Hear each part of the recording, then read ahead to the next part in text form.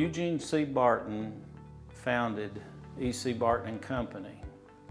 And at his death in 1967, he gave all of the voting stock of the company to his 8-member board of directors and instructed them to perpetuate the company, the ownership of the company, for his employees.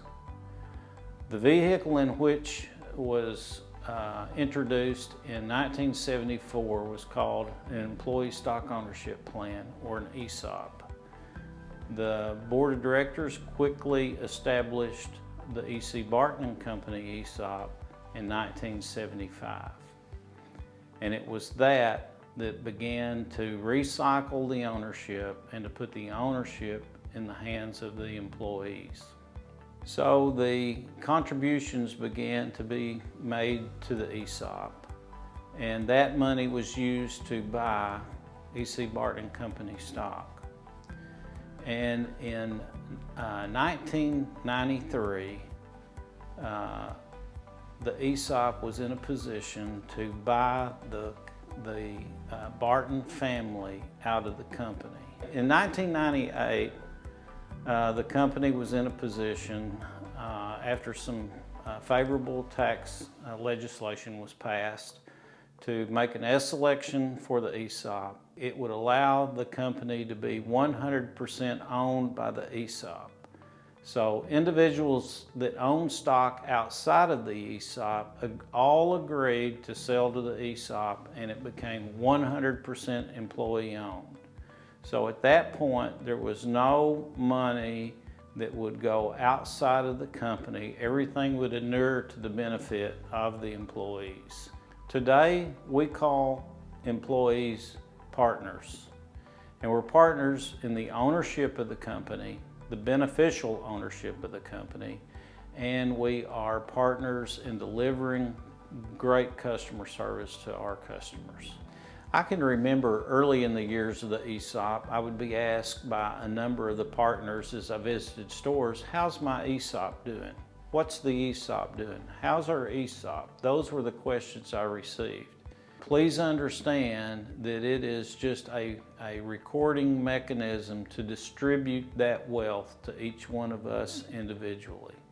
So partners, I want to ask each one of you to do the very best that you can to ensure that your company, our company, is successful in the future. These contributions are not guaranteed. The profits have to be there. There's been years where the stock price went down when the company was faced with tough economics. I don't know how long each of you have been in the company, but you've seen the stock going up for a number of years. I want you to understand that it can also go down. It's not guaranteed, and we have to all work together to preserve and grow our company.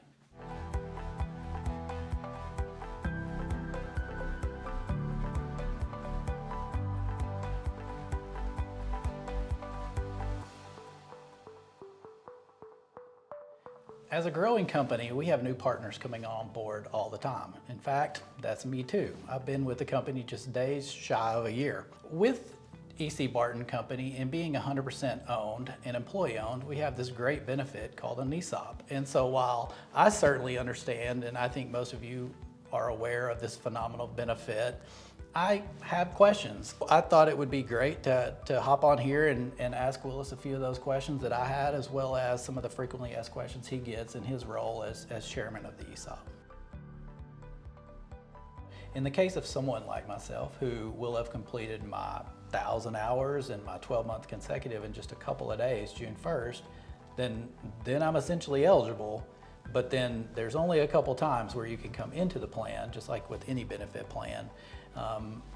So when would I, myself, or any new partner starting that's been here for less than a year, kind of see that first time they get in the plan, as well as, more importantly, that first statement to see what it all is and what it means? Sure. Based on the ESOP eligibility timeline, you would have to work at least 12 consecutive months and earn at least 1,000 hours, work at least 1,000 hours, and you would enter become eligible on either May 1st or November 1st of the following your 1 year of service. If you hired in your particular case, if you were hired in June, you would work 1 year to the following June and enroll on November 1st. And then you would work a full year after that to earn a contribution. If you hired in prior to May 1st, you'd work your full year, then you would enroll on May 1st and get a half year's contribution. And in either case, then you'd work another year to get your contribution on October 31st, and then typically you would receive your first statement the June after that date. Okay, so I think I got it. I think really it depends on when you start really, but at the same time, it's always going to be those key dates. It's going to be May 1st or November 1st, right? Yeah. On when things can happen. And I guess the key there is it can take a little time, but the important thing to remember is that plan is still out there and it's working just like the company is working from a growing standpoint, right? That's correct. The ESOP mirrors the company's performance. So when the company does well, the ESOP does well. The ESOP, the annual valuation, 80% of the valuation is based on the earnings of the company.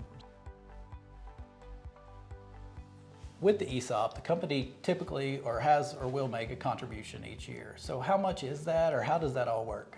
Once you're eligible to participate in the ESOP, the company makes the contribution on October 31st of each year, and it comes in two forms. It can be as a contribution based on a percentage of your compensation. Traditionally, we've done up to 25%, or it can be in the form of a dividend. So the combination of those two are contributed to your account balance each year.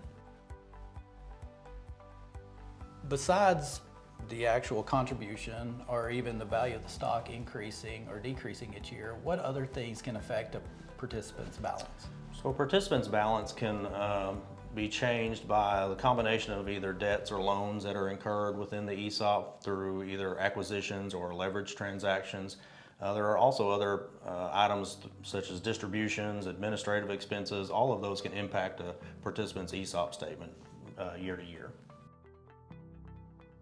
How do I or another partner keep track of the ESOP account value? So EC Barton Company contributes to participants' accounts once a year, and so because of that, we issue an annual statement. Statements are completed around the end of April each year, but then are issued to the participants. Typically, partners receive their statements around the first week of June. I have just a couple more questions.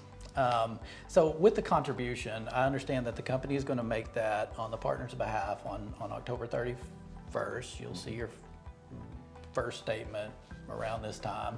But like, how does that work? So I get it's in an account for the partner, but is it available to them, or when can they access, or how do they access it? And can you give us a little more information on that? So the ESOP has a vesting schedule. So once you've earned contributions, money is allocated to your account, and based on your schedule of vesting 0 to 100%, you have a net vested account available to you. Then once you're fully vested, distributions come in the form or through events like retirement, termination, death, or disability. I know we've kind of covered some of the basics of the ESOP, but there's tons of more information available for our partners, and where can they go to find this? Yeah, so with your annual statement comes in your annual statement packet comes a booklet, and included in that is a summary plan description. That summary plan description has a lot of frequently asked questions, has some high-level answers about eligibility and diversifications and contributions. All those can be answered there. For more detailed questions, you can contact the office or email us at esop@ecbarton.com. And also on the website is a great video that shows how the ESOP can work and how a partner's balance can grow over time. What I love about this company and the ESOP, which we've been talking about, is when one of us wins, we all win. Thanks everyone for all their hard work and effort. It is certainly appreciated.